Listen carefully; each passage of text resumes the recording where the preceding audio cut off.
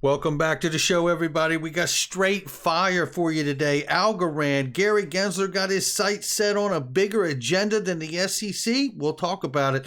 This week in Congress, we got Ron Hammond to bring us up to speed. And Ripple Bank Partner expands the blockchain digital asset division. It's getting real, folks. And a reminder about Temenos, Ripple, and real-time cross-border payments. Central Bank of Brazil launching a CBDC pilot. And guess what? BIS, Augustin Carstens, revealing how CBDCs are going to be used in the benefits. And if you don't smell what I smell, Ripple and XRP are all in this deal. Somebody roll this beautiful intro. This is Digital Perspectives with Brad Kimes. Subscribe for new content notifications. Now, here's Brad Kimes. Come on in. Welcome back to the show, everybody. You can follow me on Twitter at BackupBradleyAbove and everything that we're talking about here today. Let's go ahead and take a look at the actual coin market cap list of stuff. The market cap right now is $2.540 trillion. We are off by 1.13%, 56,000 plus for Bitcoin, 4,100 plus for Ethereum. Solana coming in at 211 right now and change. Cardano is 177 and 104 for XRP. Nothing staggering for price here, but I will tell you before we get out of here today, we're going to hear from Coins Kid, and he's going to answer the question for us. Have we hit the bottom? Has XRP bottomed out? We're going to take a look at that.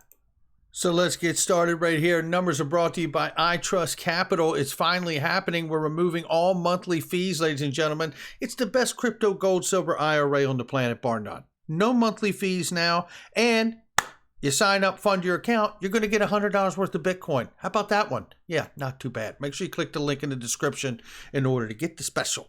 All right, right here, Algorand project raises $3.6 million to make cross-chain DeFi friendly for big investors. You know, a lot of people are saying Algorand is going to give Ethereum a run for its money. When I tell you, it won't be hard for all these other projects out here to give Ethereum a run for its money, because the gas fees on the low end of average are at least $50. Now, if you think that's a solution for the future, you can keep it, because I don't want it. I can tell you that right now. Take a look at this. This is the optics would be bad if Gary Gensler run SEC lost the XRP lawsuit to Ripple. It's not impossible to think the SEC could seek a face-saving settlement with the Ripple, and so Gary Gensler has a better chance at the U.S. Treasury Secretary Cabinet post someday. Knowing that he's already held the chair at the CFTC and now at the SEC, you know, his political career could be at stake if he doesn't come out of this smelling like a rose here. You know, this article by ProCoin News is phenomenal, and I did address the actual article itself in the first video this morning. If you want to hear Brad Garlinghouse fresh off of CNBC, you need to go watch that video I put out this morning. Now, this is the question I ask and have been asking for quite a few weeks now. Why is Jed McCaleb not pursued for selling $2 billion worth of XRP, which the SEC claims that no matter who's holding him, you, me, Brad, Chris Larson, doesn't matter. Jed McCaleb, they're all unregistered securities. Why has no one gone after him for selling more than $2 billion worth out of his taco stand wallet? I find that to be an incredible question right there. And I also find it to be an incredible question as to why he burned $55 billion, I believe it was back in 2019, XLM tokens. And how does the SEC not see that, regardless of a nonprofit setup, that is a centrally controlled asset which could be viewed as a security itself? The questions just keep coming. The hits just keep coming. But I digress. Let's get on to this right here. This is the week in Congress and crypto. Let's take a look. It's an update from Ron Hammond, who was the architect of the Token Taxonomy Act back in the day, working at Warren Davidson's office. Now, let's take a look at what he's got to say today, because it's quite a bit to take in here. This week in Congress and crypto, it's official. On December 8th, several crypto CEOs will testify in front of the House Financial Services Committee.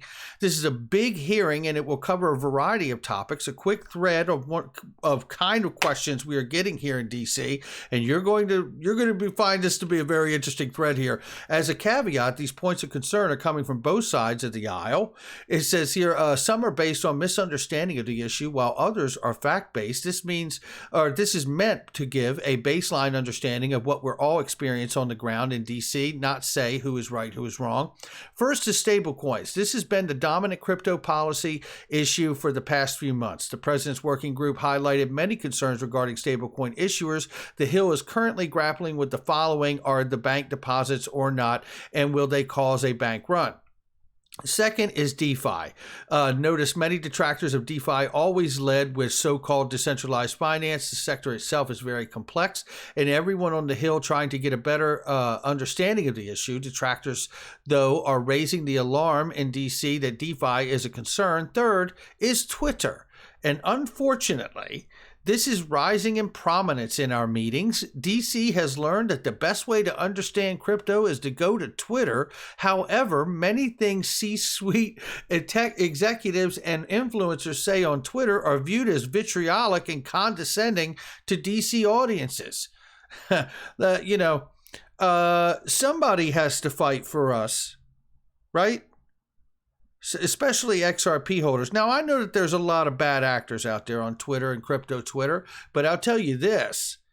It has been completely obvious to me that those of us who have been showing, let's say, for example, Ethereum co-founders in their own words, showing the appearance of impropriety and in some cases even the suggestion or appearance of criminality in their actions, I have to say, I don't find that vitriolic or condescending. I find that as a group of people standing up for themselves because Ethereum has gotten a free pass and a unique advantage, letting billions of dollars worth of projects be developed on top of that application because of the SEC's really loose approach to Ethereum there. Now, with that being said, they say fourth is climate here. This is a major policy priority of the administration, but both sides of the aisle have expressed concern about the stories in media. They read about Bitcoin's climate impact. Headlines matter, and even those in DC new to crypto are keenly aware of this issue. It says fifth is use cases. Simply saying this helps the unbanked without providing real, fully functional examples does more harm than good. A recent trend, though, is policymakers asking how this helps their constituents rather than other countries. Focus your arguments on helping USA. Six is gas fees. Well, I find this exciting because regardless of the unique advantage that Ethereum has gotten to be an assembly line to launch billions of dollars worth of projects on it, they didn't get it right. Because the gas fees on there are not a solution for the fourth industrial revolution or the internet of value. It's a damn joke is what it is. And if you don't believe me, start transferring on Ethereum and look at those gas fees and tell me if you're comfortable with that for a solution for the future. I'll wait. So here the issue is growing as the detractors points out to the high fluctuation in prices. Typically, these arguments are focused on the lack of transparency to consumers and the ability of wealthier individuals to skip the line. DC is still learning, but critics are alarmed, and they should be. Don't get me wrong, there are a lot of champions for crypto in DC, but if we are hoping to appeal to the broader audience, then it's important to see what detractors and those on the fence are asking. These hearings will be a full committee hearing, so we expect a wide range of expertise. Mr. BXRP puts in there, I hope Brad Garlinghouse was invited, and I do too. Because to be honest with you, if you just invited Joseph Lubin and the whole crew from Ethereum, which, by the way, have exorbitant gas fees on their network because it's truly not scalable at this point, then you're not really going to address the entire crypto space now, are you? So we hope that Congress and Ron Hammond and the rest don't sit down and make the same mistakes over and over again the way the SEC has, because there'll be mud coming your way too, in a professional and polite way, collegiate way, I would mind you. So here we see here Citigroup, Ripple partner Citigroup is looking to enter the race towards crypto offerings by hiring 100 people for its blockchain and digital asset division, according to the Bloomberg report here. Well, that just tells you it's coming. Ripple partner Citigroup is expanding their blockchain digital asset division. Businesses, banks, they don't do these things unless it's coming. And in just a second, I'm about to play you 7 minutes of Augustin Carstens from the Bank of International Settlements, which is the central bank of central banks, who's going to lay down some very, very key important things for you. And they all point towards Ripple and XRP at my house. Here's a reminder of how far back all of this really goes. We know Temenos has been a partner of Ripple. Deloitte paper here showcases the integration of Ripple technology into Temenos T24, allowing real-time international payments all the way back from 2016. This is not being done in the last week here, ladies and gentlemen. This goes to show you how long the market infrastructure has been in works of being built and building the bridges to the other companies, whether it's through a Temenos or directly to a partner themselves. The infrastructure, if the highway's not there, the XRP and all the other digital assets and CBDCs and private stable coins and other cryptos, they can't run if there's no highway to run on. That's the point. And like I said, we're about to see something really incredible here in a second here. The Central Bank of Brazil, BCB, plans to launch a pilot of digital currency, CBDC, by 2022. BCB President Roberto Campos Neto said on Friday. We know that Ripple has a huge presence in Brazil as well. It will be interesting to see if that relationship is in play also. This is Augustin Carstens from the Central Bank of Central Banks talking about multi-CBDC arrangements transforming words into works. This is telling you right now, we're going from all of the studies, we're going from all the committees, we're going to put it to work. And I tell you, we will get into this. Let me let it go right here. It is my great pleasure to join you today for Hong Kong FinTech Week. I would like to thank the Hong Kong Monetary Authority and the other organizers for inviting me to participate. Hong Kong is a special place for the BIS. It is the home for our Asia-Pacific Regional Office and for one of our first 3 innovation hub centers.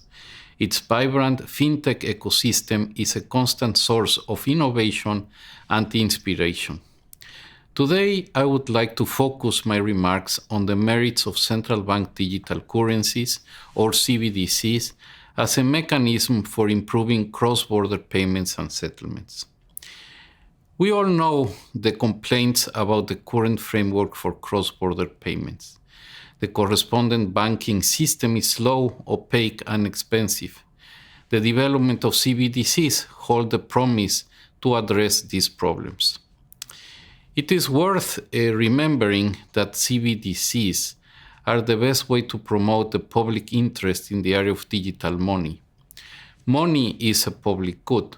A country's monetary system must ultimately be based on a currency issued by the central bank for the good of the public.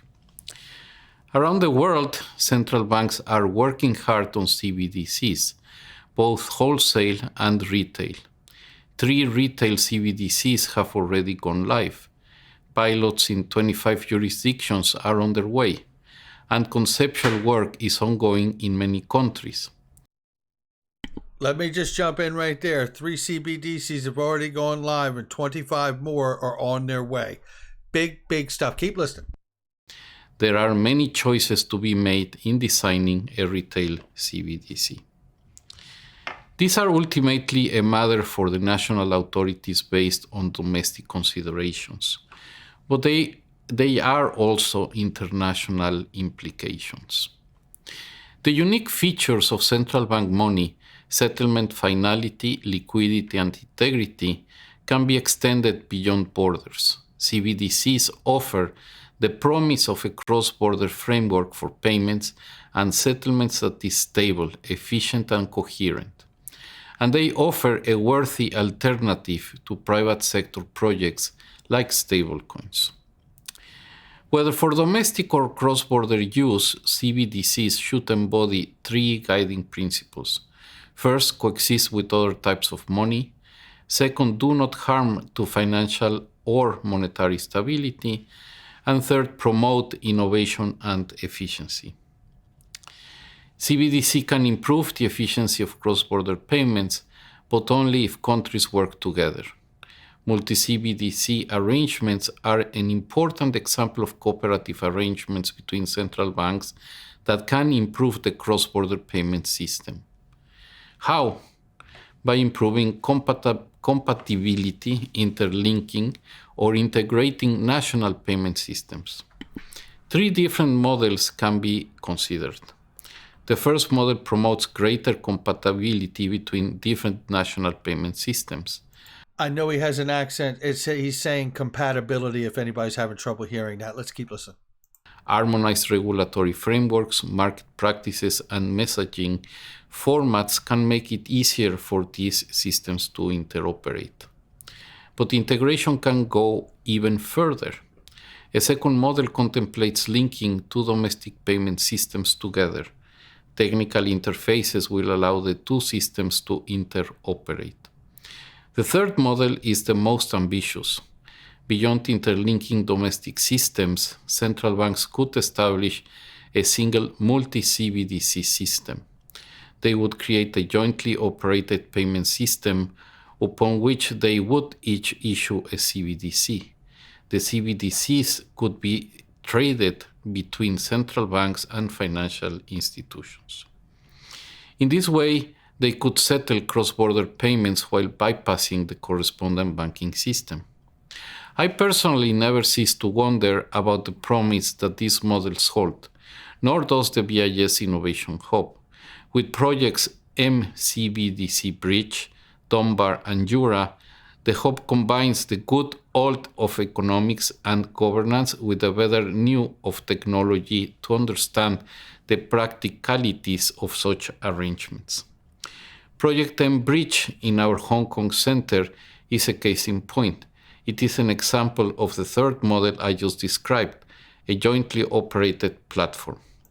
Together with partner central banks in China, Hong Kong, Thailand, and the United Arab Emirates, in the project's most recent phase, we investigated whether a new DLT cross-border payment network could reduce the cost of and increase the speed of cross-border payments. Just a quick reminder, United Arab Emirates and Saudi Arabia, new corridor opened up with Ripple there. Probably nothing. Indeed, the answer is yes.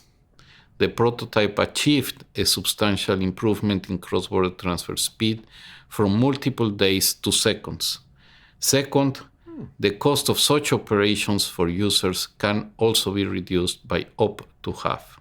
Seconds. The prototype let participating central banks control the flow of their CBDC and monitor transactions and balances of their issued CBDC with programmable levels of transaction privacy and aspects of automated compliance.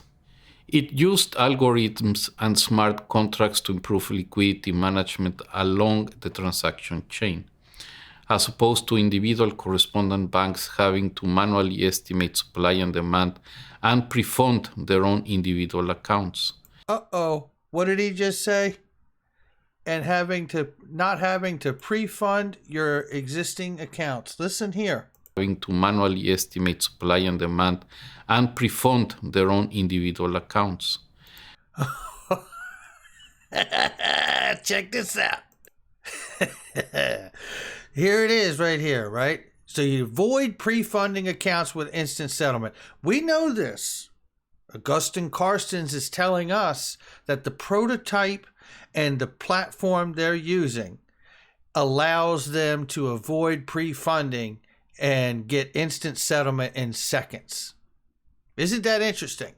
Well, you have to wonder, is it the private ledger that they've built from Ripple for central banks to launch these CBDCs?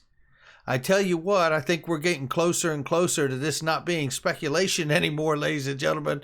I really do. And let's remind you of the comments from the great interview from Tony Edwards here from Thinking Crypto, from Monica Long, General Manager of RippleX, and what she says.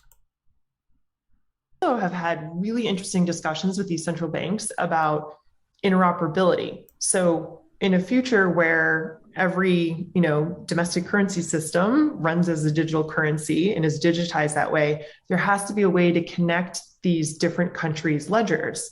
And so that's where we think, XRP Ledger and XRP is really well positioned to be that neutral intermediary currency for, to be able to connect the different ledgers. There you have it right there. And I think that speaks to the interoperability and compatibility that Augustin Carstens was talking about. Now let's take a look here really quickly and see if CoinsKid can tell us if the bottom is in for XRP right here. Shout out to CoinsKid right here. Let's take a listen. You are putting in a bullish divergence just there. Do you see that? So look, you've got in the price action just there, you've got a low and a higher low, and then the RSI in the RSI down there, sorry, I do apologize, but in the price action just there, you've got a low and a lower low. Okay, and you use the candle bodies basically. Look, so you've got a low and a lower low. You see that? So you've got a slight bullish divergence just there, and you are getting a little bit of a pickup and a bounce. On the daily, has more substance, obviously. So you're getting that lovely little pickup just there. We did have one just here as well. If you take a look, this one was a bullish divergence as well, because on the candle closes just there, we came down, and what happened? We got a bounce. And in the RSI just there, we put in a low and a lower low. Do you see that? So that at that point just there, that's where we got that bounce and that hidden bullish divergence playing out just there. Okay, so XRP is right now putting in another bullish divergence, which is what you want to see. Basically, you are kind of in the floor down here. You're at a beautiful level of continuation. You might have load out here. That's what I'm trying to say to you. And you are holding the key level support. And like I've just shown you as well, there are no guarantees though. Just here, in this particular correction, we did come down and we closed lower than this, and that's what forced the bounce and the break. And I think at that point, did we put in a divergence as well?